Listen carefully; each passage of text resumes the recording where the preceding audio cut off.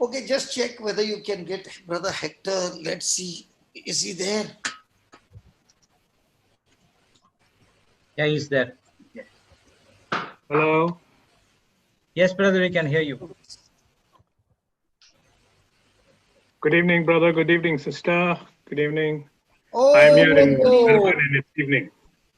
Oh, coming from Melbourne, my dear Brother Hector. How are you, brother? Well, I remember you said never to ask that question. How are you?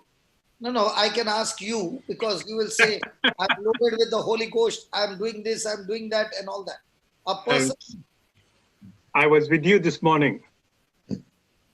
Sorry? I was with you this morning. Oh, I did not know that. Yeah, on the Zoom, but I only heard you. I was not there. When you were with the prayer group. Yeah. Okay. Early in the morning for us, it was 6 o'clock. Yeah. I came, I was in Melbourne in the morning, then I took a flight and now I'm in Dubai. No, it was the other way around. I came from Dubai to Melbourne. Oh, brother, it is so wonderful to see you. We would like to know how come you are so much madly in love with Jesus? What really made you come to Jesus so much deep that day and night you are with your music, your songs, and everything? And not only that, you have got such good Bible classes that even your two dogs are excellent in their prayer. They never eat any food without grace before meals. So I'm so excited. How did you teach them also to pray before they can have their meals and all these wonderful things? Because when I come to your house, the first thing I'll say, brother, can you just serve them little food? I want to see them how they say grace before meals. Brother Hector's dogs are so Christian. First thing, they don't bark. They don't attack you. Very welcoming. Okay. And even when he offers you, you might forget to pray, but not his dogs. They will first pray, wait for the prayer to get over, and then he cannot stop them. Once that amen comes, then even if he says no, it is overridden. I think you shared this in Goa, I think, na, Papa, last year. Brother, I have seen it. Yeah. I have not seen it once. It is so consistent and they are so, even when the prayer is going on, their eyes are not on the food. Their eyes are with their chin down on the floor. There is all body language. There is eye contact and everything. Yes, brother. Now tell me, if the dogs could get so trained, tell me, how did you get into the Word of God? What exactly happened to you? The first thing I must tell you that one dog is gone to be with the Lord. Oh. Okay. And the other one is still faithful to us. And secondly, why he never barks at certain people is when they see the anointing on people, they don't bark. Oh, and they are your prayer warriors every day. That when you sit in prayer, they are with you, one on the right, Yes. one on the left, and sitting with you and not disturbing you. And they are also in prayer with you. I've seen it with my own eyes. Yes, brother. Yes, that's absolutely right. See, in the earlier days, we used to think that it's their faithfulness to us that they do. But I believe they are also creation of God's. They're God's creation, and God's promise is that when He blesses us, He doesn't bless us as individuals, He blesses our household. So all that there is within our home is also blessed, and they are part of it. And I like to think of it this way, that inasmuch as we are created, they were also created for the glory of God, and they are waiting to be released because of our sins. Yeah, because it was man's sin that got everybody in the curse. Yes. So, yeah. So tell me, brother, how did your journey start with the Lord? I thought I had experienced the Lord way back in 1980 when the renewal first came. but that was so plastic. It was only on paper that I'm a charismatic person, and I got baptized, not experiencing the renewal of baptism, but I got baptized in 1980, and I go for this prayer meeting and that prayer meeting, and I do. But it was an in and in out situation in my life for many, many, many, many years. At that time, how old were you? 30? I was 20? 30, yes, 30, 30, So, just so 30 to 32, 33, yes. Just when I got married. I got married at around that age. And my wife, spiritually, she's older to me. Otherwise, physically, I'm much older to her because she received it in 77. means I should say my wife is way, way, way older than me. She can be my grandmother. Oh, yes, why not? She can. No, no, no. I never thought about that. So when anybody will say, oh, who is older? My wife is older than me. Spiritually, yes. Yeah, She's yeah, my spiritually. grandmother I'm talking about spiritually. spiritually. Yes, Yeah, spiritually. okay. Yeah, and She's the one who brought you in. no, it was my mom on her dying bed. She always used to pray for me. And once I asked her, I said, why every time I see you, you got the rosary in your hand? And she says, it's all for you and the other children, my son, you know. And I can attribute that her faith in God for her children has brought me to where I am. Because she once told me there is something happening in the church on her dying bed, few days before she can die. She says, there's something happening in the church. Why don't you go and see? There's some talks and going on. That was the first time the renewal came into Madras. And I went and attended those talks. And if I am what I am today, it's her intervention, her intercession, her prayers for me. And I attribute that because that is so, it's such a Catholic thing for us. But I thank God also that, and when I started to place my faith in the rosary, it brought me closer to the word of God. And now the word of God takes me back to the rosary with deeper meaning. I'm able to meditate and contemplate on all the mysteries, like the agony of the Lord in the garden. I was wondering, thinking to myself, the garden, agony in the garden, there's another garden. This was many, many years ago. There's another garden that's in scriptures. What relationship, what parallel does it have? Then I said, oh, there was ecstasy there and there's agony here. And then in this garden, Jesus was tempted. Then I heard that there was another temptation somewhere.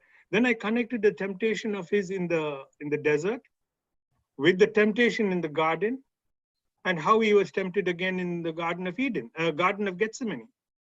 And the three temptations ran so parallel.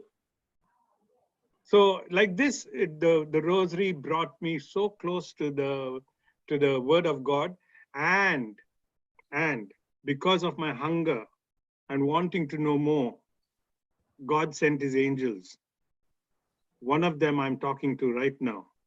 And when he first came into Australia, I had a taste of that prawn gravy, but his subsequent visits, he stirred it up and he gave me beautiful pieces of prawns.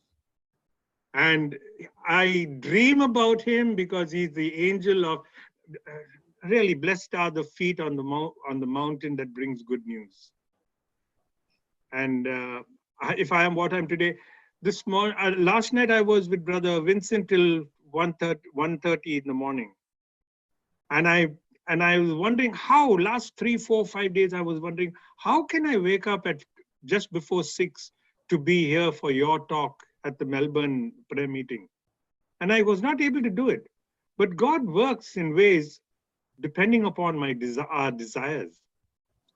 And what he did was, for me, from 3:30 in the morning, he kept me busy with beautiful thoughts of what the talk was, the last talk, and then preparing me. I was not able to go back to sleep, and I was never tired. So I was prepared for 6 o'clock in the morning. I was so prepared for 6 o'clock in the morning. And my wife was also surprised. She woke up and she looked at me and said, you did not go to bed at all. From last night, I saw you must have been there from at 12 o'clock. I saw you sitting out there. And now I wake up and you're still sitting in the same place. I said, no. I went to bed and I came back here. And I always think about you. If God, a little earlier you were talking about 8 hours. There's a person who sleeps for 8 hours and there's a person who sleeps for 2 hours. And that takes me back to many, many years ago when I attended one whole night vigil back home in Bangalore. I was there in Bangalore at that time. And the next morning I had a cricket match. And for the first time when I played that cricket match, for the first time, I scored a half century. And my colleagues were asking me, how did you don't look tired at all. You were whole night at a night vigil and you score 50 runs and you're still looking fresh without any sleep. I said, my brother, we go to sleep because we are tired. And I go and sit in the presence of God because I am tired. That's the place I rest. So I was resting in the presence of God. I was not doing any physical activities. It was a perfect peace of my mind sitting in his presence. And so I used to think of you when you came home to my house and you were having dinner late at night after the meeting. Don't tell all the secrets. After the meeting. And hey, don't tell all the secrets. I know, the secret is what I learned from you, brother. Okay. And you're sitting up there. And I said, okay, brother, let's go sit into the lounge and we'll have a chat. And you're talking there. And then I saw you nodding. And I said, please go to bed. It was about 1:30. In the morning when I woke up and I looked at my phone, I can see some messages you have sent at 2:15. So what rest did you have? I said, what is the secret, Lord? And then he took me back to this. You are resting with me when you are with me, my son. So that's how I started to enjoy these precious moments. And you have turned my life around. God, the Spirit of God, through your blessed feet on the mountain, has turned my life around. And I thank you so much for that. I thank you, Lord, for this wonderful thing. Praise God. So what was your first encounter? You tell me that first encounter. After meeting you? No. Right in the beginning. In the beginning. Mom said, go to the church. Yes. That first encounter, you see, that was the time when the renewal first came out. And that was the last 2 days of the 1-week retreat that the priest, Father Rufus and Father James were conducting it at that time. They were the stalwarts who brought the renewal in. And then at the end of the retreat, I asked him, I said, Father, can I also come for the blessing of the Holy Spirit, outpouring of the Holy Spirit on Sunday? Then he asked me, did you attend all the talks? I said, no, Father. He said, no, then it's better you don't, because you're not prepared. Now, that might have been a mistake, which they accepted later, many years later, saying that many things went wrong the way they brought out the renewal. But whatever it was, 3 years later, my cousin told me, Hector, you must come and experience this. It's such a beautiful thing. It's at Hyderabad. I said, no, I'm in Madras now, and I can't get leave. So I don't know whether I'll be able to come, but I surrendered this desire. I want to know it. I surrendered this desire to God. And I'll just leave it in his hand. I desire very much. When I went to office that Monday morning, my boss straight away, I walked straight there. He said, come, I want to have a chat with you. So I said, yes, what is it, brother? He said, you are programmed to go, because I was an accounts inspector doing internal audit for 3 branches, Hyderabad, Bangalore, Madras, Cochin. So he says, you are slated for work at Bangalore. I was thinking, instead of going to Bangalore, would you like to go to Hyderabad? I just clapped my hand like this. I looked up and I said, thank you, Lord. This is what's happening. I said, I was just on my way praying that if it's his will, he will work it out for me. And I wanted to actually go to Hyderabad. But I will go to Hyderabad under one condition. I want the first week off because I'm going to attend a retreat there. He says, you do whatever you want, but I want the verification to be done there. Yeah, the job should be done. Yes. And that's how I first encountered. And Father Rufus, he was the one who prayed over me. And he told me at that time when he prayed, I must have been in my, before I got married, I think. And yes, before I got married. So he told me, God has something very special in your life. He's going to work things in your life. He wants you. And ever since then, but we never had that intense follow-up like how we're having it now. It was wherever something is done, wherever something is preached, you go there, here's a retreat, there's a retreat, conventions, we used to go and attend that.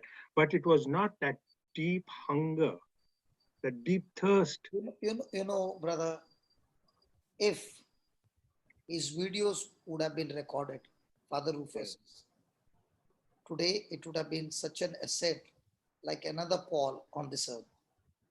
You know him. I did not get a chance to attend any of his retreat. Oh, mighty people. But what I've heard people say, okay, if those things were recorded, okay, today it would have been such an asset, especially the deliverance and all. Anybody who wants deliverance, just watch this and you are delivered.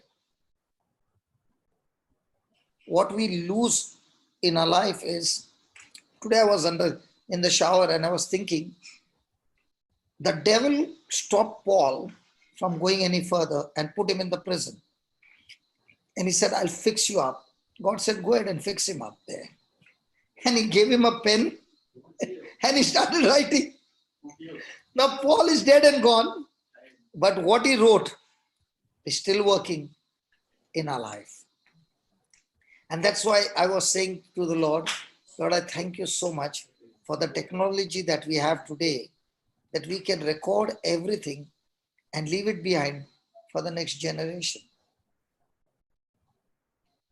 Imagine what I've heard about Father Rufus bringing renewal and people just getting delivered like this, and terrific demonic cases.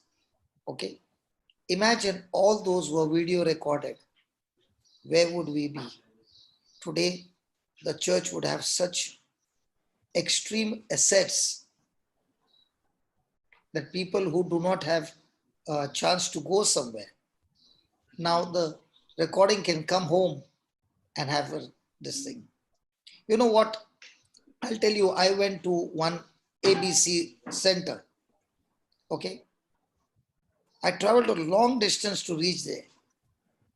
And I'd taken my Walkman to record the talks. But there was an echo. So I went to the bookstores, and I told them, give me all the CDs or cassette, whatever you have, give me all. I want all. I want to buy them all. And they gave me about 25 song cassettes, not one preaching cassette. The sorrow in my heart was so much that I actually fainted at the bookstall. I fainted, brother, because I said, Lord, if only there was a stuff that I can take back home, people who can't come here can get it home delivered. And that is the time I prayed to God and I said, if you can give me this gift, I promise you, I will work on this day and night, never sell a single copy, never make a copyright, but keep giving what you are giving me absolutely free. It was at that bookstall when I fainted, was taken to the clinic. After a long time, I came back to my consciousness, and that's the time I began to cry. So before we leave this planet Earth, we have to leave back all that God has given us, which is the treasure of heaven. Amen. Leave those secrets behind for the next generation to say, hey, I have got the stuff by which I can be delivered, my family can be delivered, and I can become a warrior and take on the battle. Praise God. That's the legacy we leave behind. That's why when I'm teaching on faith, every day I'm saying, Lord, I'm not finishing the portion. When will I finish the portion? He said, what's the use of finishing the portion and not making people understand. Amen. Amen. If they can understand, today I was talking to my wife and I was saying how it is that when you are teaching on faith and hope, the line is so thin that you can miss it in a moment and teach something wrong. So when you're teaching on faith, you got to be so much active and alert that one small answer wrong can trigger a lie, and that can destroy so many people's lives. And then I said to her, if only people understand this principle, how beautiful life can be. Amen. Amen. I've not seen her in 2020. Today I asked her, what do you think today? I asked her, what do you think in 2020 we'll see each other? I asked her, because the way things are happening. Then she said, even if we don't see each other, okay, but I'm so glad you are on the job, I'm on my job, and we are still working together in the kingdom. Today is my engagement day. Oh, praise God and congratulations. So thank you, brother. So I was we had a good talk in the morning, and I said, today is the engagement day, and I don't even know the kind of things are happening, whether I can come to India. But at the same time, now you wanted to go to Hyderabad because you needed the company to give you permission. In my case, I don't have anybody to give me permission. But I have the boss, the Spirit of God, who tells me, come on, there's more work out there. Let's go and let's finish the job. Praise God. Praise God. Sometimes I become really lazy.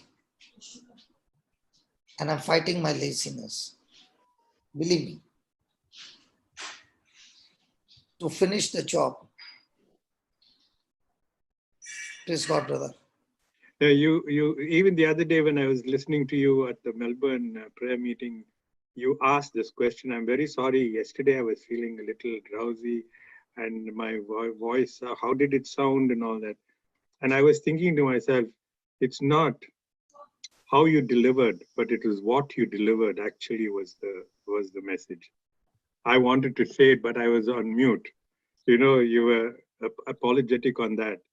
And it is when you asked me to come on this evening, I sent you messages and asked what link do I get.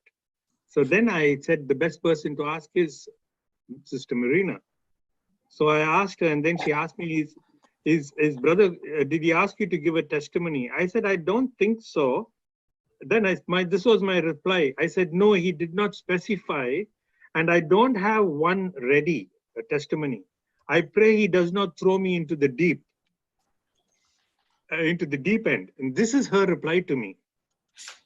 Thank you, Holy Spirit, for being a source of rest for my brother Hector. Speak through his mouth and also lovingly through Papa Johnson, so that my brother is comfortable and not thrown at the deep end off guard, but take on and answer everything with grace.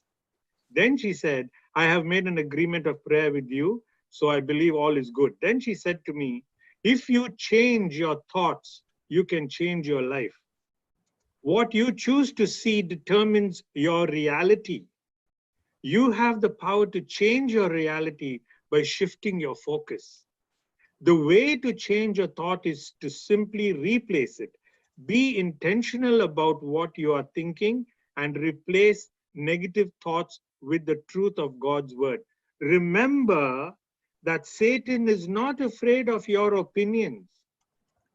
He is scared of God's word, especially when spoken and acted upon with power. We destroy arguments with every lofty opinion raised against the knowledge of God and take every thought captive to obey Christ. 2 Corinthians 10:5. You know what it meant to me? my human side of my being had to take back seat, had to really go back. You know, brother, people find me unorganized. Okay. But what I enjoy is when I don't know. True. Believe me, when I go there and I stand over there and I don't know, I am totally clinging on to the Holy Spirit. Now, when they ask me questions, you mean to say, am I a scholar? I am clinging on to the Lord, actually shivering and saying, Lord, let there be no mistake. I'm clinging on to you. Come on, open your mouth. Come on, Lord, I'm ready. My mouth is ready. Open it and speak. And at that time, some incident will happen at that very moment. And say, now use this example and give them the truth. Praise God. Praise God. Absolutely. If you think I am coming prepared, what I'm going to teach, no, I'm coming prepared with gift of tongues, prepared with the connection with the Lord, and saying, Lord, here I am. Now teach. What is that scripture that says you'll be led to the courthouse and And the Spirit of the Father will speak through your mouth. will speak to you through your Yes. will testify. Do not worry what to say. I Yes. will feed words into your mouth. Yes, the Here's Spirit a of little. Father. Here's The a Spirit little. of the Father. Yes, here's a little testimony that I even shared very recently on brother Vincent's. When years ago, when I was transferred, do I have time to do that, brother? Yeah. Please go ahead. Please go ahead. You've got plenty of time. When I was transferred from Madras to Bangalore, Bangalore is a place where rentals are very high compared to Bangalore, and it's not so easy to get houses there. So the company sent us on a week or 2 weeks. He said, you first go there, settle down, see if you can get a house. Then you can come back and take your family and things like that. So I ultimately did get a house. It was on a 3rd floor. And we lived there for about a year or so, a year and a half. And one day the owner's son, he came up to me because his father was pretty old. He came up to me and he said, Mr. Hector, I've got a request for you. Will you please come with me to meet our lawyer? I've got a little problem, but I need you to come with me to the lawyer. I said, lawyer? He said, no, don't worry about anything. It's just I need your support. I said, okay, no worries, I'll come. But in those days, when we hear of lawyers and police and all that, there's a little worry as to what harm did I do? And so my first reaction was, Lord, what am I to do in this situation? How do I handle this? You be with me. You tell me what to do. And I straight away went and I just took my Bible and I opened up the Bible. And this is exactly what I read. You'll be called to do to this. I can't remember this word, but do not worry as to what you will say. I will feed words into your mouth. The Spirit of the Father. The word is, the Spirit of my Father will give you the words to speak. Yes. So I said, okay, I went with that confidence. I went really with that confidence. I had now some strength. I'm not going by myself. I know he is with me. So I'm going, because I believe that word. So when I went and met the lawyer with this gentleman, the lawyer said, good evening, and please sit down, and all those things. And said, you got a letter from the BDA development board regarding your house, and is it right? I said, no, it's wrong. Then he says, what? Then my house owner's son, he said, no, I did not show him the letter. Now there in Bangalore, they have one rule that when you build a house or a property, you can have it for 7 years with you, do whatever you want with it, you live in it, or you even rent it. It's your control. But after 7 years, it has to be handed over to the Bangalore Development rent controller. If in case you're giving it for rent, they will give you the slab of rent and you cannot charge higher than that. So all I had to tell them was, and the lawyer said, all you need to do is just you go to the court, you lay your hands on the Bible, the normal thing that they do, and say, I promise to tell the truth, only the truth, and nothing but the whole truth. And then when the lawyer says, when did you enter into this house? You tell them that you entered on such and such date, which is about a year before this expiry date.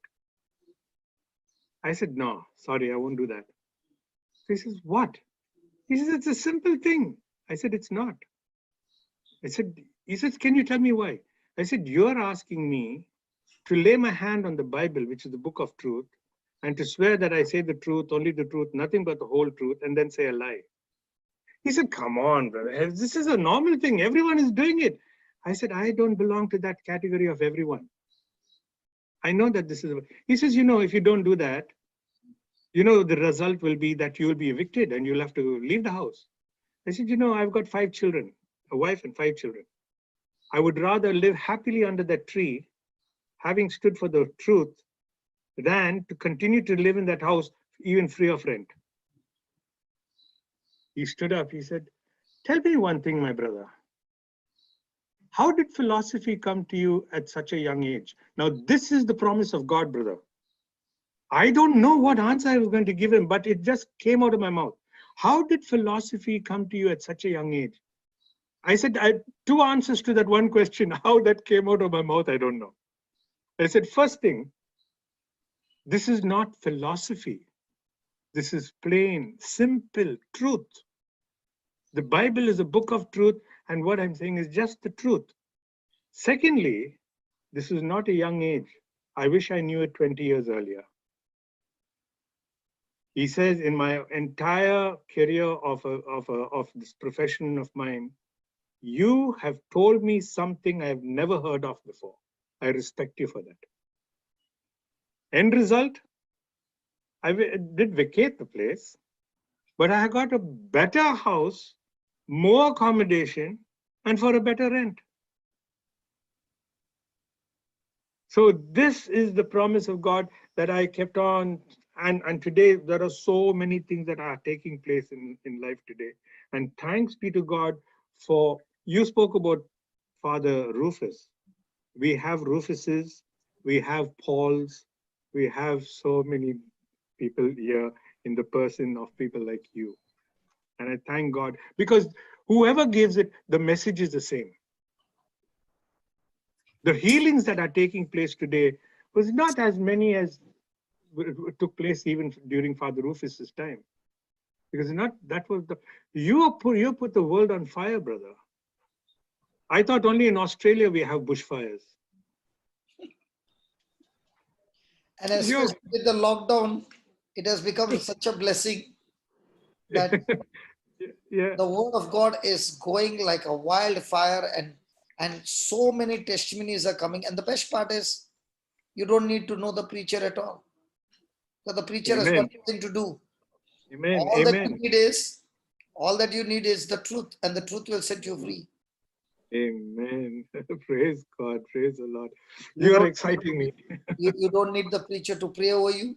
You don't need the preacher to give you word of knowledge. You don't need the preacher to prophesy over you. The word of God is the prophecy. I am enjoying this moment because the best part is the preacher has got nothing to do in this. It is all the word of God, and God is glorified. And there are so many people now understanding the truth. They are saying, oh, we never knew this. Now that we know, we can bash up the devil. Yeah. There used to be a movie called Mr. India in Hindi. Yeah. Anil Kapoor. Okay. And he would have some watch and he would become invisible. And he was a good man who fought against criminals, and in that movie. And it's called as Mr. India. Yeah. So when you look at those movies, you really feel good. Now, in our case, it was like this. Mr. India, when he would have that watch, he would become invisible. But our problem was, our enemy is always invisible. Amen. And he would be bashing us up. And we did not know what to do. So the Lord gave us the Holy Spirit, who is also invisible. Okay? And he said, I've given you the Spirit. I've given you my toolbox, the Word of God. All that you do is open the toolbox, pick up the scriptures, and you start speaking it. believing your partner, Holy Spirit, will do the bashing. So in those days, we would open our mouth and speak what we saw. Now we open our mouth and we speak what God has promised us that we will see in the future. So every day there is a match. Like you scored 50 runs the next day. I have match every day. And in this match, I get so many people saying, can you come and play a match for us? So I said, okay. And I will teach you how to hold the bat. And I tell them, I won't get into the match, but I can teach you. Now they are using the skills called faith, and they come back and say, hey, it worked, man. And once you get the taste of faith working for you, now you don't want to sweat. Now you're walking in the supernatural with your life partner forever, Holy Ghost with you. Amen. Amen. It's just like the Indian cricket team that has to have a coach. The coach only tells, but they perform based on what the coach advises. So you are the coach for us, and we are out on the field.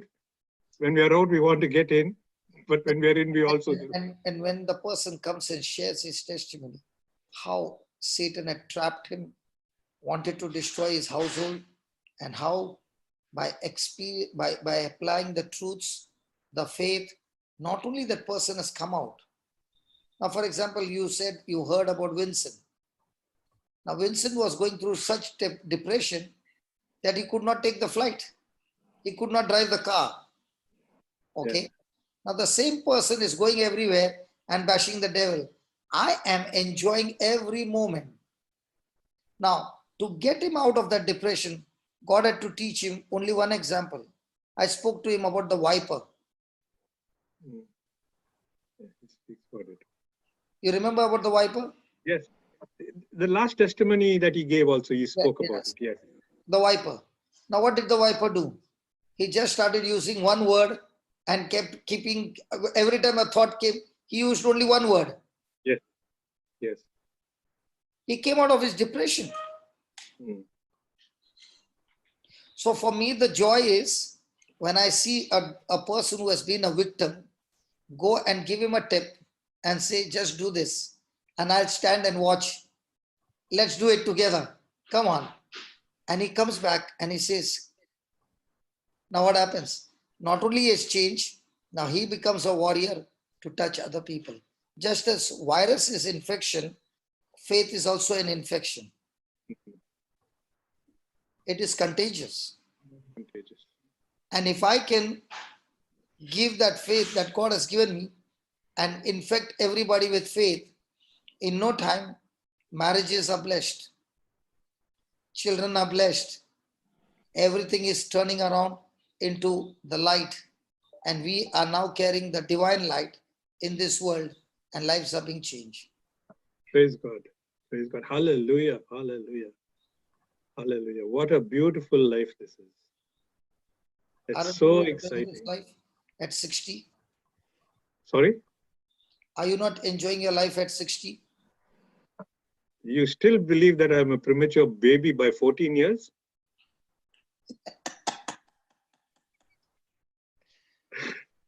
Are you enjoying this life?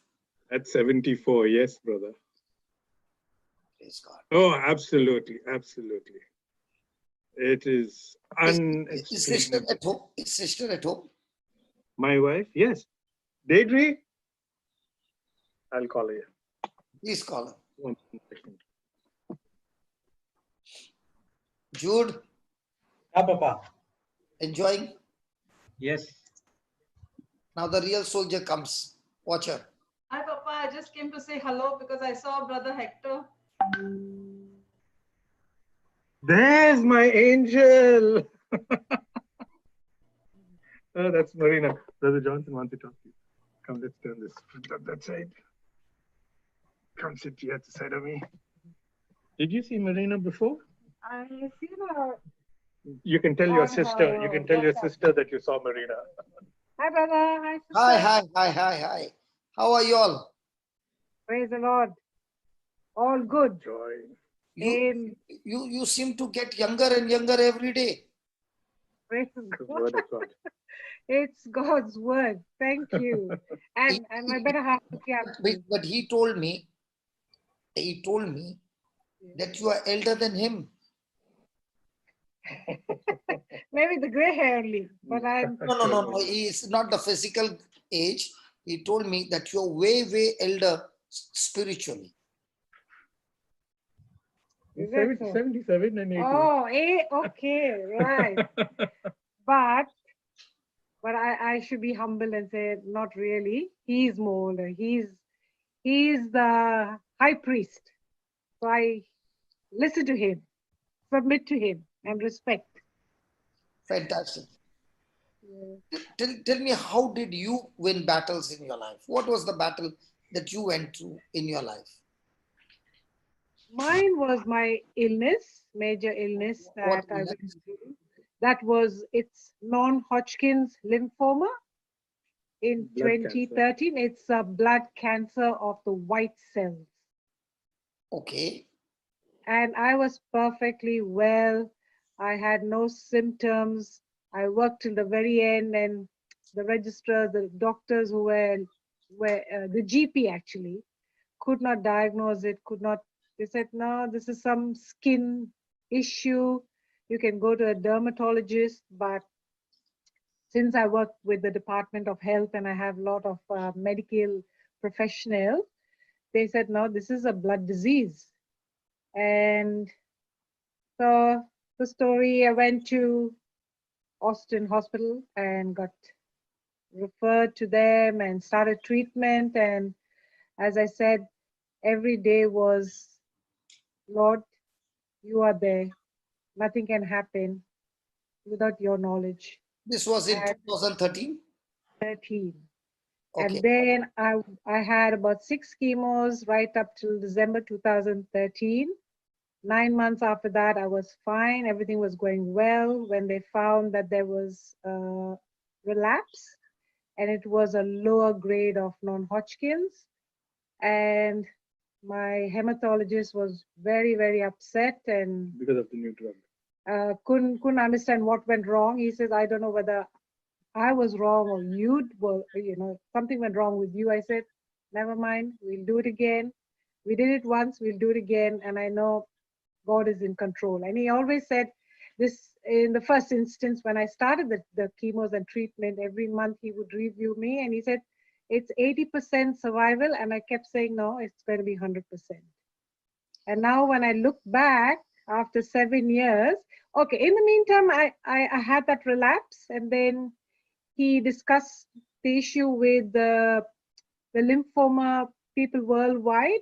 And they came up with the idea of, let's check her bone marrow. If the cancer hasn't re-entered the bone marrow, let's do her stem cell transplant. And that was a vigorous, harsh treatment, 24 days in the hospital. I was going so good till one day I told all my team, my registrar, I said, when they came to see me, how are you, Deidre? And I said, I'm feeling crap. And they all stood back and they said, we've never heard these words from you. What's happened? And I said, I just feel something's happening, but I'm prepared. Even if I have to die, I'm prepared. And I know 2 of my daughters were very upset, and they really cried and depressed. And I said, listen, why, Mom? Why did this happen to you? I said, don't ask the question why. Ask what is the purpose in this. God has something for our family. God has something for each one of us and for me. And I always, I once said this, and Hector was listening to my conversation. I said, probably I thought I was holy, but really not. And then Hector butted in and he said, yes, she was full of holes. I said, oh, thank you. Maybe God is speaking through you to me, that I was full of holes. I was really not holy. And this was a refining time for me. And it was until now, the journey has been wonderful.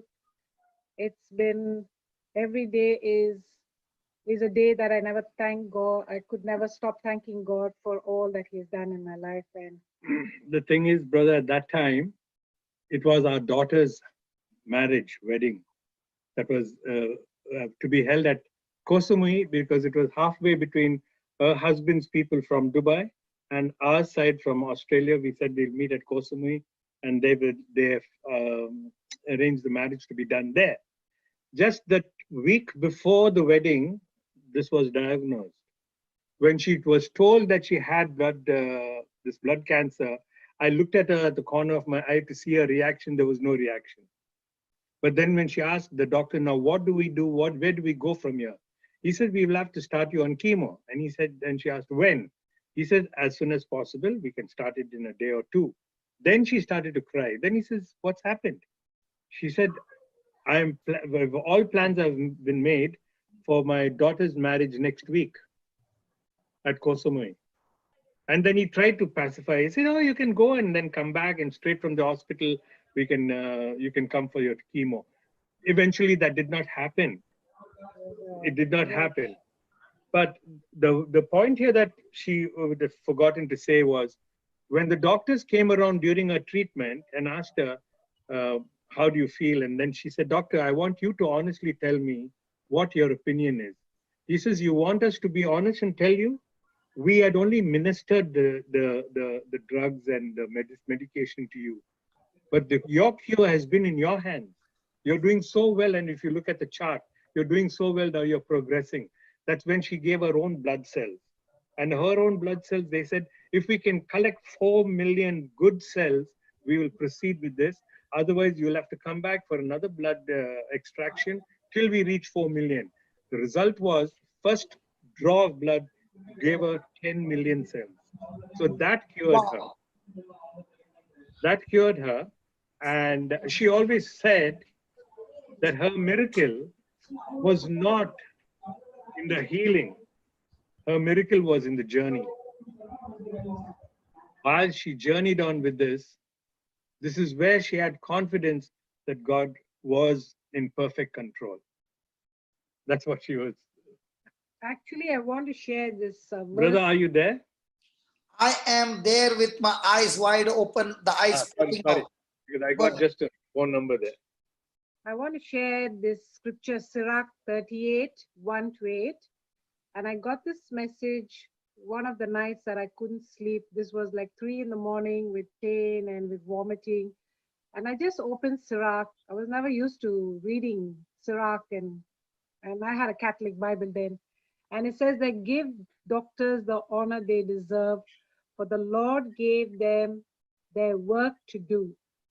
And it says that in another version, I read that God has ordained them to heal and to cure. And that is when I said, I'm not making my doctors an idol, but I'm looking at them as a God-given gift to me. And then verse 8 says, 7 and 8 says that the druggist mixes their medicines and the doctor uses them to cure disease and ease pain. And I kept meditating on those words, and every chemo that I went with, I've got albums of my whole journey. Like every chemo, the treatment that I went, I took pictures with my nurses. And when I took it to work after almost 7 months, first time, and then 10 months, people asked me, who gave you this idea to do this? I said, I just wanted people to know what I've been through and give God the glory. Testimony. That's our love story, brother. No. I want more. I'm not stopping here. Now, as you all began to grow in the word, Yes. your love for each other also began to grow more than what you all met when you all got married. True. Yes. Now you saw you changing so much what you had never changed in your lifetime. Yes. You saw my brother Hector changing on the other side. Oh, yes. True. Now you both were becoming like a couple found in the Garden of Eden before the fall. Come on. Yes. Absolutely. Now, as you all began to grow, okay, when the news came that it is relapsed, what happened after that? I was not scared at all. I was prepared. As I said earlier, I told my hematologist, he's the blood director of blood disorders. I said, let's do it again. And as I said, Sirach 38 said, trust your doctors. They're ordained and they are, there to cure you and heal you. And I kept building on that word. And as Hector also said, It never worried us in the I'm least, pleased. brother, Now, because we were so So, confident. so you mean to say you were never reading Sirach? You read it no, for the first time, first, 3 o'clock in the morning. yes, Okay. When a person reads the Bible, please don't misunderstand me. Listen carefully. Okay. When the person reads the Bible, the question comes, how can the word become a medicine to heal my cancer? I understand to heal cancer, I have to take some medicine. But how can the word become a medicine for me? So, obviously, in the beginning, when the word which God says is a seed, it looks like the future of the seed is absolutely unknown. Unknown. yes, So, you were at that portion, 3 o'clock in the morning. God has given me this seed. I have received it from the Bible. I've read it for the first time, and I do not know the future of the seed is absolutely unknown. okay. Now, after you receiving this seed where it was unknown, you said, I kept speaking to myself what the seed said, and it began to enter my heart. Yes. And when it began to enter my heart, I actually discovered the potential of that seed, which I did not know at 3 o'clock, but Yes. 9 months later on, I saw, hey, that seed stopped me from getting into fear, stopped me from getting into panic. It became an anchor that stopped me from moving in a wrong direction and turned all those cells into the right direction. Praise God. Praise God. Praise So when God. you started with the seed, the potential of the seed was unknown to you.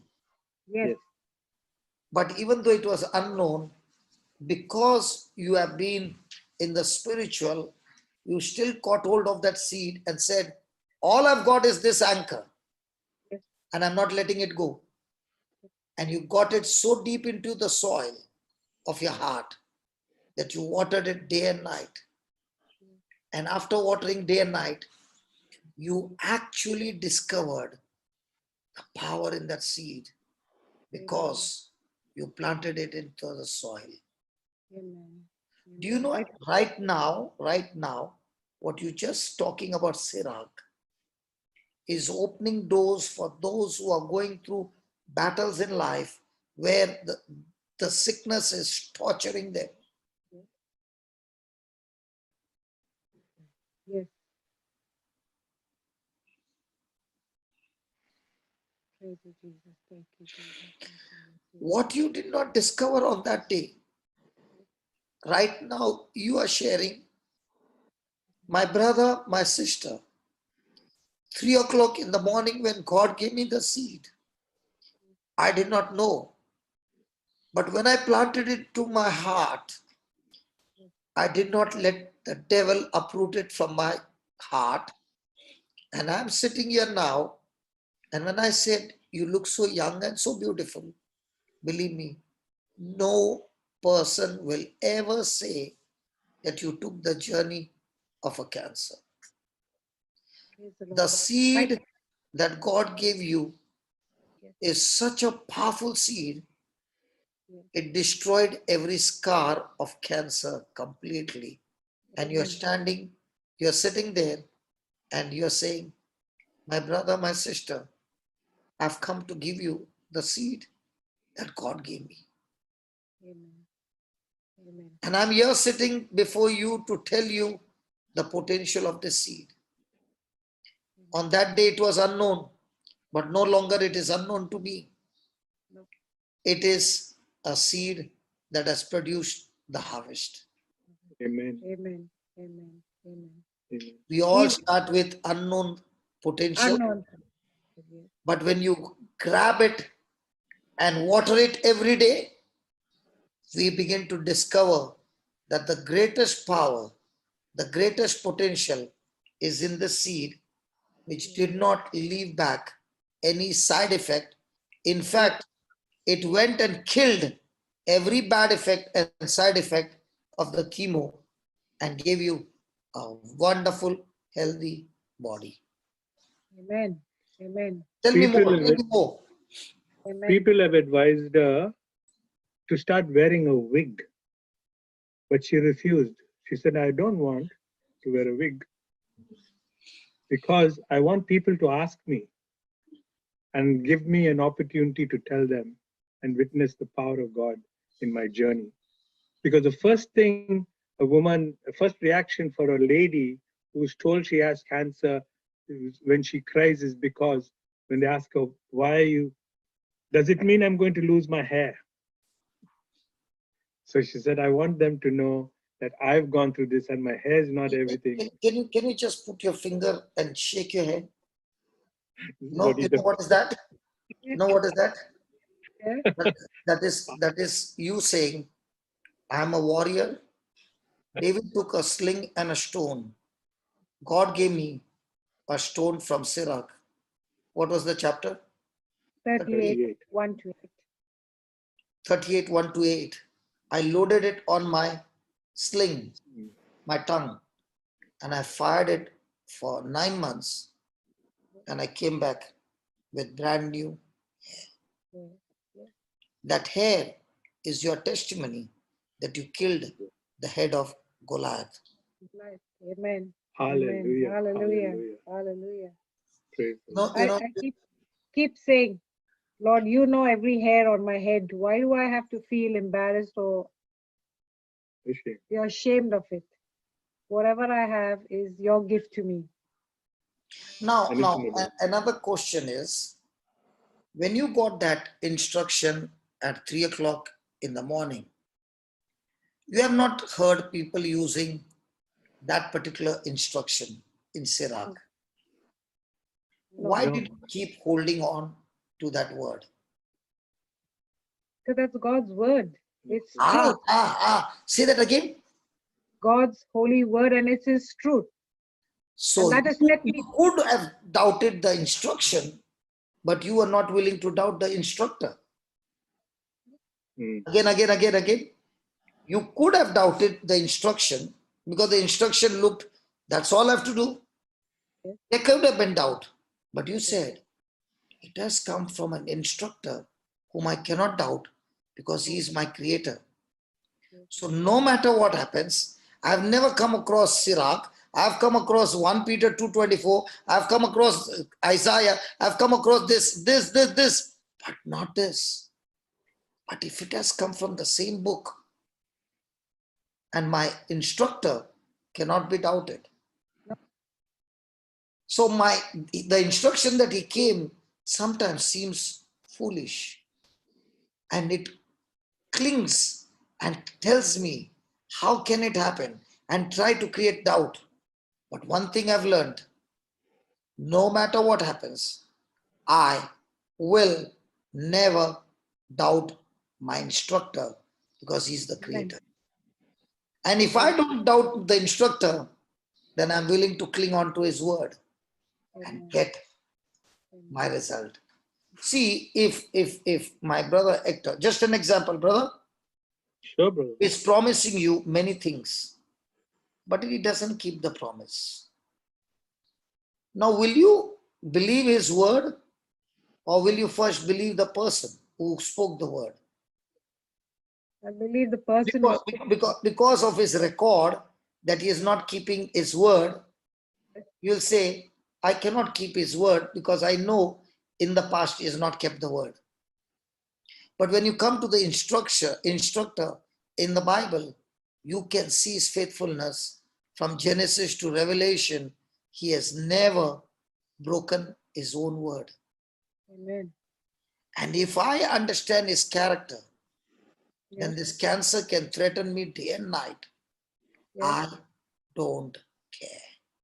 Amen. I'm stuck to my instructor, and whatever he says, sometimes he might say, scream on top of your voice. You want me to scream? What will the screaming do? Jericho wall will come tumbling down. What? How can it come down? Take that staff and hit the rock and command the water to come. What? Does this happen? If you believe the instructor, you're willing to believe his instruction. Amen. And I thank God for you telling us, and I am so sure right now, the words that you spoke, my dear sister, is going across the world. A day will come when you have gone home, I've gone home, my brother Hector has gone home, but this video will be speaking to somebody who is giving up, and your words will be saying, hey, I got it at 3 o'clock. I did not know the potential of the seed, what would it bring the future. I had no other option but to cling on to the instructor and his instruction. And in 9 months, I was through. Amen. Hallelujah. Amen. Hallelujah. Amen. Praise Tell you. me, brother, isn't that the biggest secret we learned now? I'm lost for words, brother. It's my feelings that it's the anointing that's really got me down. It is. I cannot express the joy in my heart at this moment. It's a little vision of heaven. It's a little glimpse of heaven. Daughter's wedding close at hand, and you don't want to miss the wedding, and you don't want to miss the grandchildren, and you don't want to miss the great grandchildren. You want it all. Yeah. Whom will you go and ask? The one who has the power to do it. Yes. Yes. And Amen. and that's what I prayed, and I messaged again 2 in the morning, and in the hospital just 2 days before the wedding. I told this daughter, you have been so adventurous, you've been independent. I don't want you to give up. I want you to be strong. Dad and I are not there, because they wanted Dad to come, and I said, you go, I'll get someone to look after me. And he didn't want to leave me. He said, no, I can't leave you like this, so sick. Anyway, I wrote this message to her. I said, we are not going to be there, but I know God is going to see you through all this. And in a second, she wrote back. She said, Mom, I've got my 4 pillars here, my 4 foundations. That's the other 4 siblings. I'll be fine. I'll miss you and Dad, but I'll be fine. And I tell you, brother, I cried out of joy, sadness first, and I cried out of joy. And I said, Lord, thank you for the strength you have given us as a family to go through this during this hard time. That I know they're your gifts to me. These children you have given me are your gifts. And all I was thinking that I had to be in control of their lives, but you're making me realize that you are their God, and you do the best for them. They can handle it. And they could handle it. And she was so positive, Mom.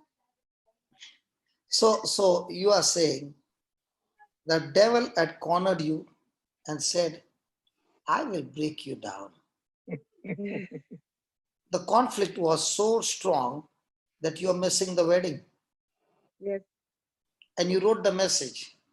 And the baby on the other side said, Mom, thank you for building a nest where Dad and Mom brought up the siblings in the fear of the Lord, that now we are still united as one family. The real issue comes when there is a conflict and the siblings are all separated. Yes. Yes. That's so true, brother. Because she said, Dad and Mom are fighting the battle. Okay, we get together and we fight this battle on our side. Dad and Mom fighting the battle on the other side. So happiness does not mean there is no conflict. No. Happiness means there is a conflict, but we have learned to overcome the conflict by sticking to the Creator and being united to the Creator and with one another. Yes. Satan hates unity. Satan hates clinging to one another in love. Yeah. Because that news of you not attending the wedding, it's once in a lifetime. Yes. But at the same time, you overcame it with love. She overcame it with love. Every conflict can turn into happiness when we invest in that nest, agape love. Amen. Amen. Amen. Yeah. And brother, I want to say here that when we look back, we find that it was not a battle that we were going through. We were going through a journey. And we know that in that journey, we had the company of our Heavenly Father, Son, and Holy Spirit. That's what gave us encouragement and that joy to say we are going through this journey. We're enjoying the journey. And that's what gave us that encouragement. And that's why we say that the miracle was in the journey, not in the cure. The cure is God's definite answer for us. But to go through that journey is what He has taken us. So in other words, you both discovered who you are in the journey. Absolutely. So my one question, sister, don't feel bad. Do you believe the day you said I do in the church, okay, when you got married, and you see the man sitting next to you, is he the same man? Yes. Or is he a different man? Oh, it's the same.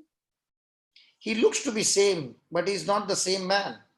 Because that time, his character, his habits, everything has changed so much, because everything that you see today is temporary. It's bound to change.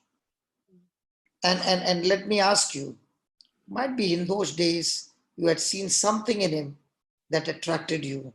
And my brother, you saw something in my sister that attracted you. But those things are not there anymore.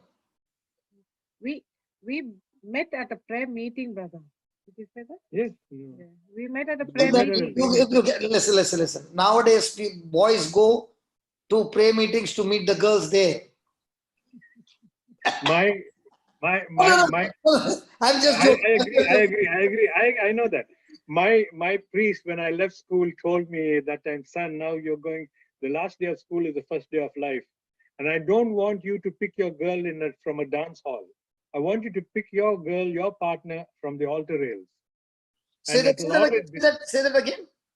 You know, in those days, we used to have dances and all that, you know. No. Say that. Who told you? A priest. I studied in a boarding school. So Okay. he says, when you go out into the world, you will have to pick your partner of life, your life partner. Do not pick her from a dance hall. Pick her from the altar rails. In those days, we used to receive communion around the altar rails. Pick her from there. And that's where I picked her. And I always prayed, Mother, you give me the right one. I'm after the one who God has in mind for me. And it took me a long time because I had to see my siblings get settled. And that's where I picked her from. She was a youth leader. I was in the music ministry. She was sitting on the floor with a sari around her head. And she's leading. And I'm playing my guitar. That was one distraction, which is a blessed one. I said, Mother, is this the one for me? And I'm playing.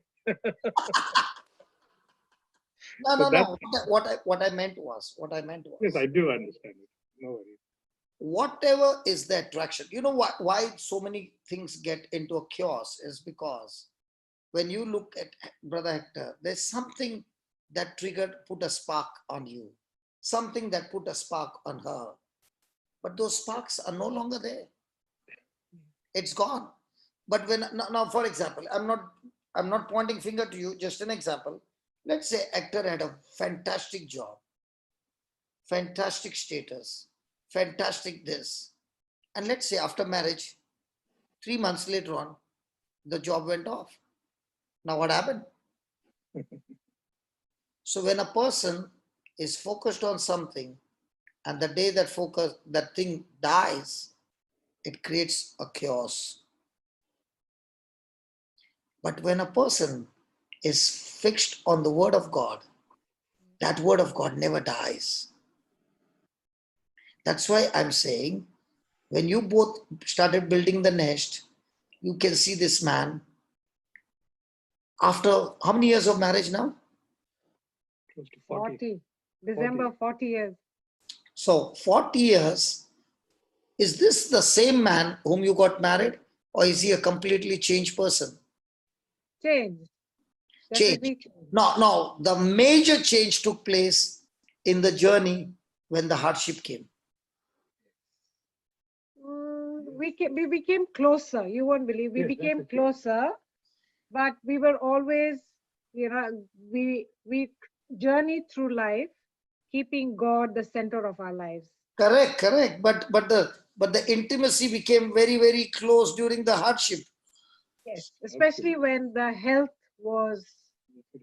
Yes, that's true. Hit, and that's when we said this is part of our wedding vows which we made through sickness and health, and we're still clinging on to each other, because I've heard of couples, they have split because one couldn't look after or be bothered looking after the other, and they went their own ways. But we got closer. That's right.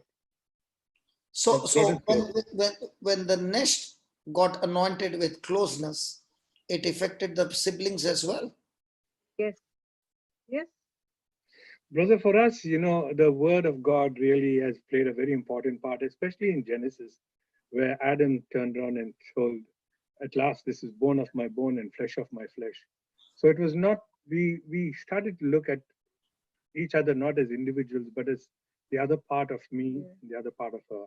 So if she suffered, I suffered. If she was joyful, I was joyful. And it's not an easy journey. It's always with obstacles, but we worked towards that goal. So when she's hurt, I'm hurt. When she is happy, I'm happy. And that word of God glued us together, Okay, has glued us. now another question is, one day my brother Hector wanted a vacation, and he goes to the hospital for no reason, and he enjoys the hospital trip. How many days? Oh, I was about 10 days there, but I really enjoyed. So I really enjoyed. I know that, and God only knows why he took you to that hospital for no reason, and you enjoyed there, and you were ministering to the patients, the nurses, and everybody, and it was like you got a preaching ministry there. Tell us about that. Yes, that was the time when I was. You are already now growing in the word and all excited and all everything. Tell me. Yes, you were around. You were in Australia around that time. Yeah, I know. And I went to see you, and you were looking like you were on a vacation. Yeah, I had a little heart problem, a little heart tingle, and even that was definitely the hand of God, a miracle, what we call them. But when I entered into that place and I saw these nurses, many of them from India, of course, and I know that they are coming from a culture where religion is basically their life. So when they were there and taking care of me and all that, I said, "Thank you so much." He said, "No, this is our duty." I said, it's so nice to know that you accept it as your duty. But you know what special people y'all are to us? This is why. I said, it's 2 o'clock in the morning, and you are now with patients, giving me so much of attention, and your family is back home there sleeping. I said, it's a marvelous gift that God has given you. And tears are welling up. She said, "Brother, no one has told us that." I said, "You know why I got this heart tingle? God brought me here to tell you this. That's the only reason I'm here." And then I told her about you. And by the time you finished your trip of 10 days, you had turned them around. Well, I sowed the seed. Okay. And where the seed is grown. You said you sowed the seed. My question to you is, does God respond to need? Yes, of course. He responds to No, need. no, listen carefully. My questions are always tricky. Okay. Does God respond to need or does God respond to seed? I understand you know. When I gave you a half question, you said yes. When I gave you the complete question, now you're saying, oh. Because in the life of those nurses, there was a need to find the source, and that's what I meant. But yes, he sows. He gives us. He sows the seed. God never responds to need. Yes, to the seed. He always responds to seed. There was a need. My sister wanted to be healed. If she had not got the seed, she wouldn't have conquered. She would have gone into doubt. She would have gone into fear. And doubt and fear only brings death. Amen. Do you know why God took you to the hospital, brother? Those 10 days. And you were ministering to them. I was saying, fantastic. We preachers can't go there. So God has to knock somebody off who can trust him and say, Lord, you are giving me a vacation. Yes. Okay. And I'm not on a vacation here. Officially, I'm on a vacation. Because officially you can't go to that place and speak about Jesus. Yes. Now, when they're treating you, you are showing them tremendous love, which they can't get. So they're saying, who that fellow is, that bed number 15? Have you noticed that bed number 15? You go to him anytime, you get charged in that room. Now, why is it happening that way? Because you were planting seeds. And you never know, brother, which nurse is going through what in her personal life. And that seed that you planted might have changed a marriage, might have changed a finance, anything. But relationships were changed because then she opened up and she told me her story. There comes the real part now. So she had a need. But she did not know how to get the need met. So God has to say, okay, get that little pain so that he can get to the hospital. So you go to the hospital. And there in the hospital, what are you doing? There was no pain after that. And they are saying, we have to keep you under observation. And you are under observation. And in that observation, what are you doing? You are doing observation with all the nurses going around, the doctors going around. And now what are you planting? Seeds. It started with the paramedics. When they came to take me. Sorry? It started with the paramedics when they came to take me. Yeah, tell me what happened. In the ambulance. Tell me what happened in the ambulance. They came to say, and they did whatever they had to do. Hey, hold on. Somebody put the message there privately. Did God give him the pain? Did God give him the pain? Because you said it. Listen, God gives good things. Okay. Now my question is the labor pain a pain giving the mama a signal that it's time for you to jump quickly to the hospital? Yes. So there are pains which are good to get you to that destination. It is not a pain to destroy you. It is a pain to get you to a destination, which I call it as spiritual bumpers or spiritual walls that will block you and not allow you to go ahead, because he wants you to stop and take a U-turn and reach the right direction. Edify you. So tell me what happened to the ambulance. Yeah, there was a young young lady and gent who came in there, a young couple. And I said, wow, you two young people, you look so handsome. And they said, excuse me, we came to take you in the ambulance. I said, but that doesn't stop me from admiring you at coming again at 1 o'clock in the morning to pick me up. And the kindness I can see on your face is so large. She said, they said, you know what? We are scared to go to anyone's house when they call us because invariably we are being attacked. Why did you come 5 minutes late? Why did you come 8 minutes late? But here you are receiving us with so much of joy and happiness. You made our day, brother. Thank you so much, they said. So do we have always opportunities to plant seeds, even in the midst of the trouble? Every time, yes. Now, every word is a seed. So if you planted that seed and you just said, okay, can I just say a small prayer for you? Now they say, amen. Now what happened? Now what happened? That seed, if sister could get it at 3 o'clock and that seed could destroy cancer, your seed that you planted can bring harvest beyond imagination. Now, do you need to be a preacher? Amen. Amen. Hello, brother, do you need to be a preacher? Not at all.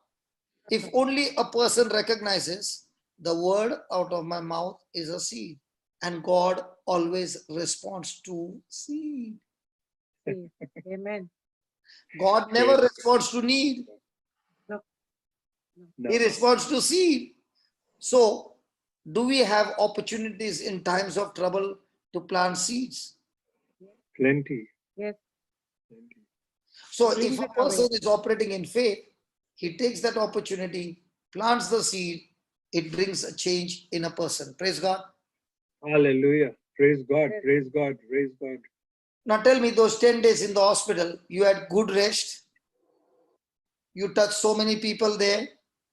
Really. And you were talking to me and you were telling me all those things that are happening there. And I said, God, you have got way different style of planting seeds in different places, different seasons, but you got your people everywhere. And because I did that for those people, God did something marvelous to me. Tell me. Took away 20 kilos off my waist. He took away 20 kilos off my body weight. So for 10 days, they did not give you food? Yeah, whatever they gave me, when I came out, many people said, "Oh, Hector, you've lost a lot of weight." I said, "No, I've not lost any weight. You know, when you lose something, you'll always go looking for it."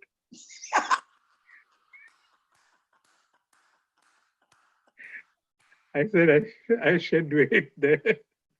And I thank God for that. I was trying so often, various things to do, but this is how we found out. You do this for me, I'll do that for you, he said. Okay, another thing.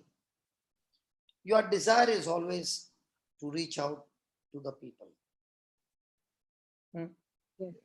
Now, when you did that in the hospital, is it because it is your desire or is it your habit to plant seeds? It's my love to plant seeds. So it has become your habit. See, yes. Anything you love becomes your habit. Yes. What about the people? What about the people who have a desire and they have opportunities and they have opportunities, but they never planted seeds, but they have a desire? I think that's the first step, brother, we all need. If we have the desire, God converts it into a. Oh, the problem is, I have a desire, but I have a mindset that it has to be in a prayer group. Oh, okay. It has to be in the church. It has to be there. And because of that, the desire remains a desire. You know what happened with me was, I had a desire. And my desire was, whether I get it on the street, whether I get it on the petrol pump, whether I get it in the hotel, wherever I get, I want to fulfill my desire. So I was not locked up in the four walls in the prayer meeting on Tuesday. I was going and giving it even to the kachara wala, even the doodh wala, paper wala, anybody. And I did not realize it became my habit. When it became my habit, now what is happening? It is flowing every day by default. So what do you do every day? If somebody says, what do you do every day? I plant seeds. Now, which one is more powerful? Habit is more powerful or a desire more powerful? Habit, of course. So how do you shift from desire to habit? By repeating it. Yes. Why people still struggle after so many years that they are saying God is not using, because they have never done, they never took their desire and turned it into a habit. And when it becomes a habit, turns into an addiction, then you can't even take a holiday. Absolutely. Well, I think you are on a holiday. Then it becomes that this is my holiday. It's my holy day. It becomes an addiction. Now, Amen. now when Linus is saying, brother, can you come for 10 minutes, 15 minutes, morning breakfast? I say, yeah, 15 minutes, I'll come. Slowly, slowly, it went to 3 hours. One day he was not there 3 hours. Then when he came back, he's looking, Acha, now it will get over, now it will get 3 hours. Hey, no, we don't want breakfast for 3 hours. So what is that? Addiction. Yeah. Yeah. And in that addiction, you are enjoying your time with the Lord. Yes, we are. I am looking into my life, brother. What became my desire to lead, to touch people and give them seats on the streets of Bombay? Because I never got a chance in the church. So I was in the, so whoever came, planted seeds. And those seeds began to grow. Obviously, it will grow because it's God's incorruptible seed. Now, what sister spoke was a key, a master key, that she found a seed and she herself did not know the future of what this seed would give. But 9 months later on, she realized. Now, why is she confidently saying, I got this? Because she knows that this is the seed that brought her out of her need. What if she was there in the same position with a need and no seed? If there's no seed, where's the question of faith? And if there's no faith, how can Jesus now say, your faith has healed you? Praise God. Praise God. Because Jesus never said, I have healed you. Sorry. He Yes. never said that, I have healed you. Faith. So that's why Jesus, wherever he went, he first planted seeds by preaching and teaching. And once the people got the seed, that seed is the one that took care of their need. Do you understand the system of God? He gives you the seed and he says, take the seed and plant it in your soil and agree with the soil, agree with the seed. That's all. Rest, you don't worry. The seed only will take care of your need. Yes. Yes. So do I need to pray, God, heal me, heal me, heal me? Or do I need to water the seed? And just drink of the sap.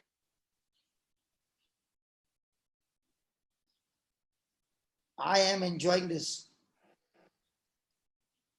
God, praise God. I cannot tell you how much we are enjoying it. I am enjoying it to its fullest. To its fullest. Tell me more of some of the trials.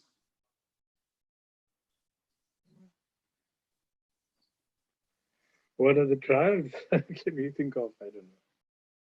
Every day is a Still working, sister? Yes, I am still working. That's a miracle again, how my work, because I work in the government office, they kept my job. And I've still got managers who come and, are so close to me, and they keep saying, you're an inspiration to us. So they've seen me from what I was to when I went right down bottom, rock bottom, and then coming up again. And every time I see them, they're amazing. Yeah. Even my job being shifted from the city, I don't travel so much, so I'm closer to home. After Hector was, in that short-term holiday in Dandenong. So now I've got a job in Dandenong government office where it's so close, 9-15 minutes. 10 minutes. Back and forth. But now I have been working from home since end of March, and it will still continue till all this COVID-19. But another miracle was our holiday to Thailand. Okay. Everyone said you went to Thailand? Yes. No, on the 1st of March. We went on the 1st of March. And the tickets were booked 1 year ago. Tickets were booked in June last. This March you went?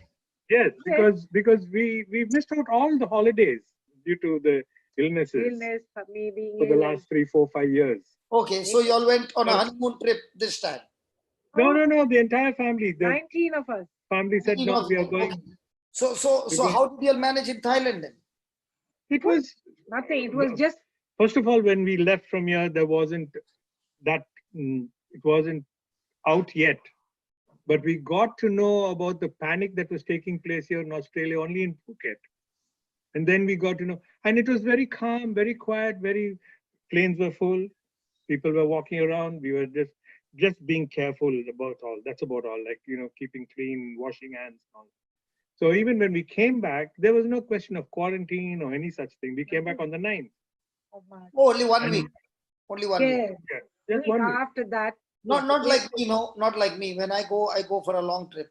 I know, no, brother, no. Yeah. I for me, I just got out of Malaysia. Okay. Malaysia became the hit list. Okay. Now, when I reached Chennai, they would have taken me in. So what did I book? I booked a flight in such a way that I come to Chennai, don't stay in Chennai even for a minute. I go onto the transit and I come to Dubai. And Dubai was clean at that time. Yes. When you book your ticket smart.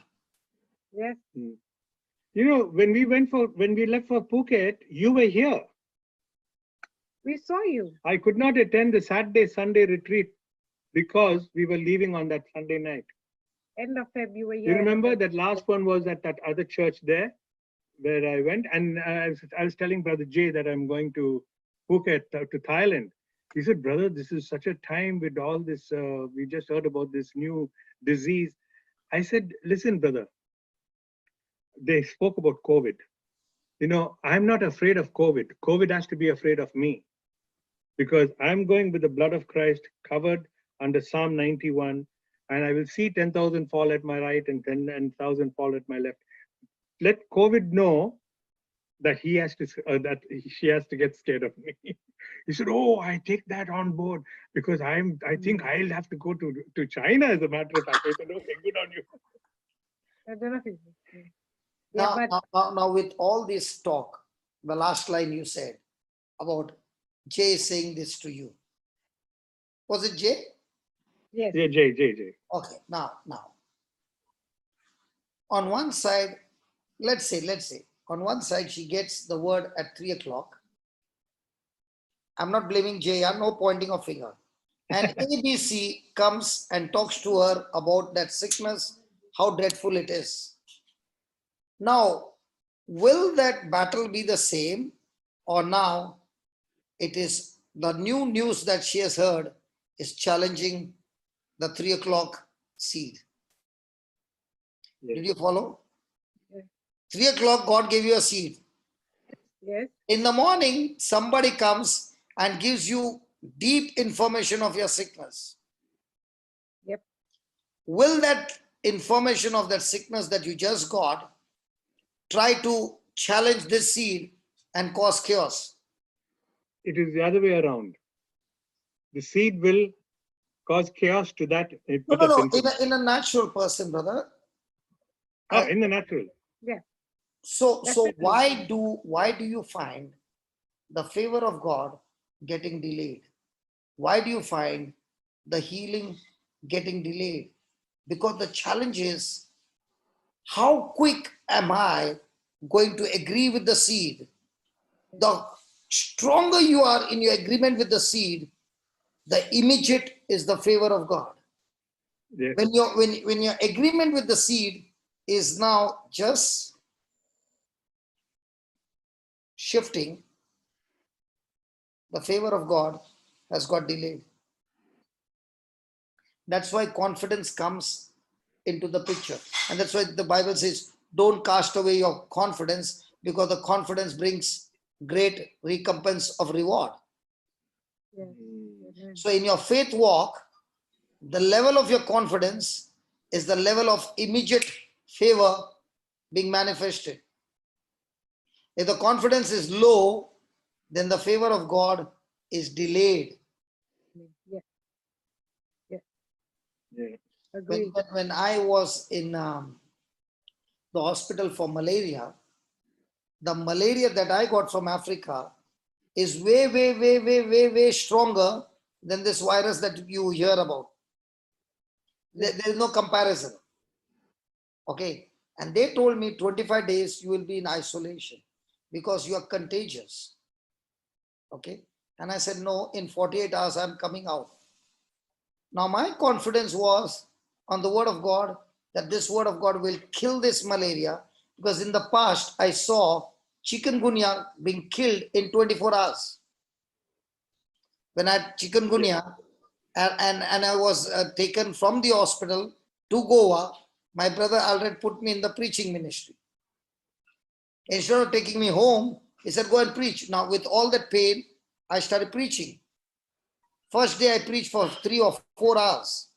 The next day, I preached the whole day. And there was no chikungunya. It's there in my mind with my past experience. So all I have to do is soak myself in some word of God ministry. So what am I doing for 2 days? Preparing notes, what I'm going to teach in the next country. By the time the 2 days were over, not even 48 hours, malaria was killed. So how quick are you to agree with the seed is the immediate favor of God manifested in your life. Amen. Hallelujah. Amen. Hallelujah. Yes. Do you know, sister, you made the testimony so much interesting by bringing that trial, and now what you shared, Sirach 38, 1 to 8, praise God, that there is I have to believe in faith, I have to take my medicine as well, because somebody said, please don't share your testimony that you went to the hospital. I said, why? No, then how will people believe in faith? I said, there is God who tells you. Now, when he said, by the wounds of Jesus, you are healed. Okay. You were healed. Now, did he say, by the wounds of Jesus, you were healed by taking medicine? By the wounds of Jesus, you were healed by not taking the medicine. He did not tell you the process. He said only the end result. So let God be God and let him decide whether I have to be in the hospital and get healed or whether I can get healed instantly. Hello? Yes. Yes. So I said, I'm going to go and share that I took the hospital. The hospital gave me the treatment. Amen. And I did the rest. And when there was only one condition, that after I leave the country, the doctor said, I want you to come back because it's my responsibility that I'm letting you go. Okay. So I will be taken into responsibility. So I want you to come back. So I came back for a test. And when she saw me, she said, you don't need a test. And then she said these words, I don't understand how you got healed. I said, why? Then she said, we did not have medicine to deal with malaria. And your condition was getting so bad that we had to inject you medicine. So I just gave you the medicine for malaria. When a person leaves to go to Africa, they have to take medicine before they go so that they don't get malaria. So that medicine was available and we gave you that medicine. Until today, the question mark is there. How can that medicine destroy malaria in 2 days? It's God. God's word. And the person who spoke to the doctor is the head in the hospital. He told her, I take responsibility. We just give him the medicine. His faith will do the rest. So let's deal with the natural, what is needed. Rest, faith will do the rest. And that's how it worked. That my friend was picked up by the authorities and said, how did you take this case when we don't have the medicine? So there was an argument, and the argument was, when you did not have the medicine, how did you deal with this patient with the medicine which you did not have? So he began to tell them that he is a spiritual man and I know him. He would anyway come out of it by faith, but all that we had to do was do that. They said, no. But then the case was closed. But he got into trouble for that. But he got me out of trouble of 25 days. Praise God. Hallelujah. So what I want to say is your confidence in agreeing to God's seed releases immediate favor from God. Amen. The level of your confidence is what it is. Now, when Peter had confidence when Jesus said, come, when Jesus was walking on the water, his confidence was at the peak. He could walk. But the moment his confidence fell, he began to sink. He too fell. So it is all about when God gave her the seed, she took it, grabbed it, and she caught hold of it. And that confidence is what brought her out. Amen. So thank you so much. So I want you to both pray first, the prayer for marriage, that when I see you, you all are still looking like the new wedded lovebirds. Praise God. So that this love that God has poured into your heart, which you have experienced, let that anointing flow into the couples who are going through different situations. And as you're praying, they are clinging on to that prayer that you are saying, releasing that anointing, and let that word bring healing in marriages, healing in different kinds of sicknesses, and very important, just as your children are anointed, God-fearing, let the same anointing flow in the children and in generations. I'm not going to let you go. I want all the stuff released because God does not respond to need. He responds to seed. So let the seeds, let the harvest that you have received all these 40 years, I want you to release the seeds, the potential that God has given you. And those tears in your eyes, brother, is not just tears. These are the anointing that is getting ready to be released. Can you both hold hands together and make that prayer so that that prayer is going to destroy the works of the devil? And I come into agreement with you. Come on. Oh, Holy Father, beautiful Father, loving Father, gracious Father, a Father that loves us so much that you, at this very moment, you have given us such a beautiful glimpse of your presence, glimpse of heaven. Just as you knew us, not only before we were in our parents, our mother's womb, you knew us even before the establishment of the kingdom, establishment of this entire creation. Before the world was created, you had us in mind. And all through, you have embodied us with you, your Son, and the Spirit. And now it's all becoming a reality in our lives as you disclose the innermost secrets of your heart through the precious word, your Son, Jesus Christ. We thank you, Father, that in earthly time, at some time, we got together. And we always thought that it was my desire for marriage. It was my parents' desire that I should get married. It was her parents' desire that we should settle down. But we never realized the basic truth. It is your plan. It is your desire that you should make us man and wife, just as you did in the Garden of Eden. You said it was not good for man to be alone. I will make him not just a partner, but a suitable partner. Marriage has always been your idea. And Adam's response was, at last, this is bone of my bone and flesh of my flesh. What a great institution of your love for us. And not only that, you created us in the image and likeness of your dear self, the triune God. You made us into your image and likeness. You created Eve because you did not want Adam to be alone. You wanted him to have relationship. Just as you, Father, your Son, and your Holy Spirit, your characteristic is relationship. You relate to one another.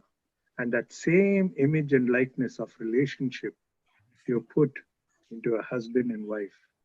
We thank you and bless you for treating us so special of all your creation.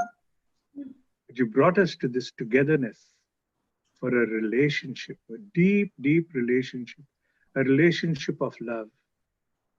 And we now understand that 1 + 1 is not 2, but 1 + 1 is 3. Because of our relationship with each other, you bless our offspring. We thank you and praise you, Father God. And we just cannot thank you and praise you enough, but whatever we have, the fullness of what we have, we give it to you in praise and worship. And we want you, and we thank you, Father, that as we think of the many families around the world, especially the ones who are watching right now, who are with us right now, even if they are by themselves and the other spouse is missing, it may be in the physical, but not in the spiritual. They still are united with each other, the singles ones who are there. And any marriages that are being threatened to be broken up, you have come in between and you're replacing that threat with your love. And we thank you, Father, for sealing that deep relationship, your image and likeness in each one of our marriages, in each one of our families, in each one of these mothers and fathers and around the world and around this who are watching right now. We praise you and bless you. We glorify you. We give you thanks for who you are. And we thank you, Lord, that you consider us even above the angels. You have us so beautifully protected and cared for in the palm of your hand. You said you will never leave us nor forsake us. And you will never leave families, and you will see that they are never broken, that you will join them. Whatever has been broken, you are repairing it right now. You're joining them together, and with grateful hearts, we give you praise and thanks for all that you're doing. In the mighty, loving, and most powerful name of Jesus, we pray that we constantly seek that seed that brings life. One mango seed can create a harvest of mangoes. We can have farms of mangoes. And those again, in turn, produce more fruit. We thank you, Father, that we are attached to you like the wine is attached to the branch attached to the wine. And that sap that comes from you alone gives us that life. And give us that continue, Lord God, our Heavenly Father, to send your angels to constantly minister to us, your preachers to constantly be protected and minister. Brother Johnson and all the other preachers whom you have handpicked into your kingdom to reap the harvest. The harvest is plenty. The laborers are few. Thank you, Father. Thank you, Father, that you're using each one of us in our own little ways to sow the seed wherever we are, at bus stops, train stations, in the shopping malls, in the hospitals, even at the prisons, wherever we are. Your word is not restricted. It's in our mouth, and your seed we desire to plant in the lives of others, so that lives are changed, and we have a brand new world to live in. We thank you in Jesus' holy name. We pray. Amen. Amen. Amen. Sister, I want you to pray for people who are going through sickness. The same anointing that healed you, release that anointing so that the people who are going through physical sickness or depression or fear will be healed. Heavenly Father, Jesus Christ, and the Holy Spirit, as we come closer to the Feast of Pentecost, we ask the Spirit of truth, of life, to come into the lives of those who are terminally sick, abound with disease. You have healed people and cured them just by that faith. I pray that you will encourage, you will strengthen those who are going through this difficult time in their lives, that they will be strengthened by the Holy Spirit, the advocate, the comforter, the one who will lead them to your word, which has the power to heal, to set them free, to bring new life in those bones, in those blood cells, in those tissues, in the muscles. I pray, dear Jesus, dear Father, dear Holy Spirit, that you will work in their lives. We pray that all those who are ill will open their hearts to receive this grace and blessings. And I pray this in your mighty and holy name, Father, Son, and Holy Spirit. We claim healing on each one of them, Father. We stretch our hands towards them right now. Whoever there is someone right now who is feeling the need for your divine touch in their lungs, in their upper chest. And Father God, we stretch forth that healing hand of yours. You're using our hands to stretch and touch. And we thank you that you have healed them by the powerful sign of the victorious cross and by the precious blood and the stripes and wounds of your Son, Jesus Christ, that is flowing right now into that upper chest of that person who is right now suffering, who's going through a painful time.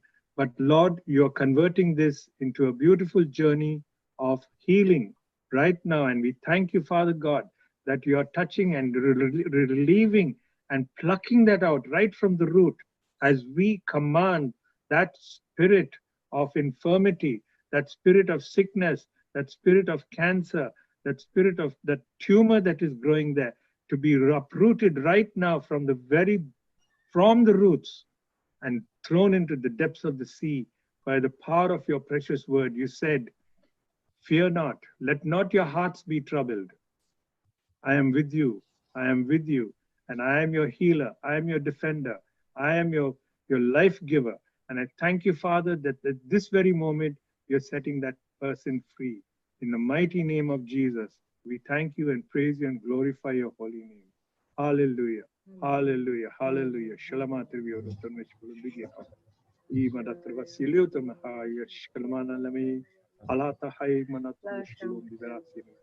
Oh, Thank you. Thank you. Thank you. I am the Lord that healeth thee. I am the Lord your healer.